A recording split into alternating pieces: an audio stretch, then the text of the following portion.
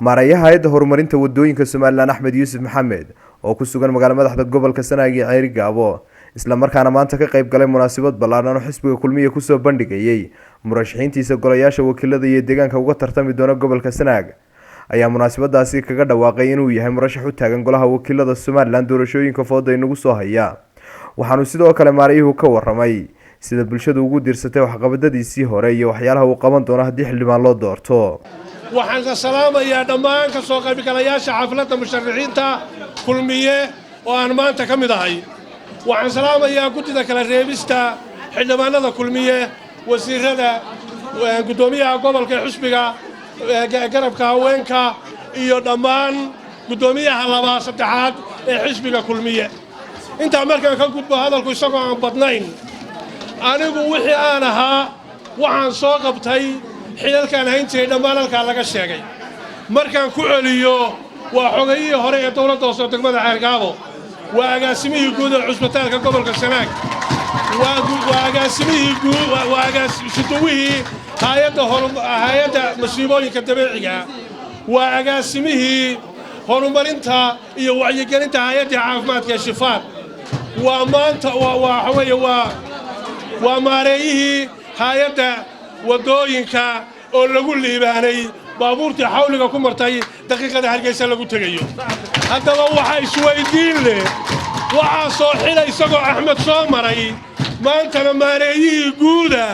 talow muxuu xildhibaannimada baarlamaanka ku falayaa taasaan rabaa inaan idinka jawaabo shaqo hadday wax tahay xil hadduu wax yahay teetal hadduu wax yahay dhammaan intaba waan soo maray waxaan maanta u soo noqday afkiina magaciina iyo muuqiina iyo fartiina inaan ku hadlo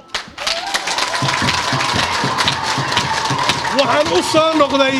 inaan noqdo mandated aad codkiina ku doorateen oo afkiina ku hadla oo baahidiina iyo bugtadiina iyo gobolkiina intaba si dhab ah oo cod ku yimi uga turjuma أول مقعو بارها جري وأصوغا بليا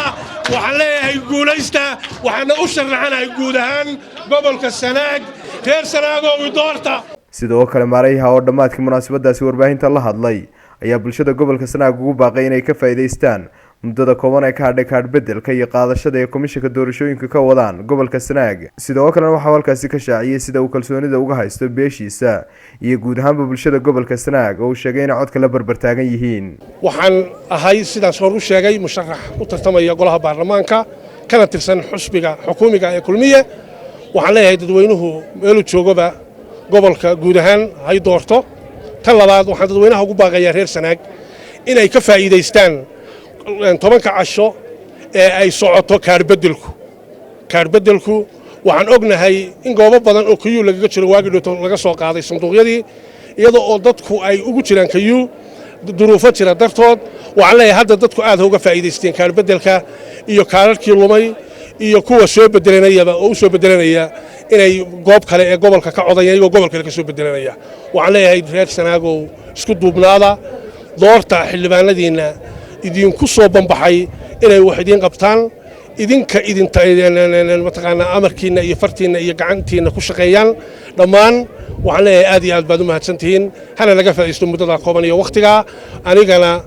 waxaan leeyahay fardaan hal waraabiyo xamar raciniq Axmed Yuusuf idinkuma jiro xildhibaanada gobolka Sanaag baan u malaynayaa reer Sanaag waxaa leeyahay guud ahaan wada doorta Yuunus Sheekh Axmed Universal TV Ceyri Gaabo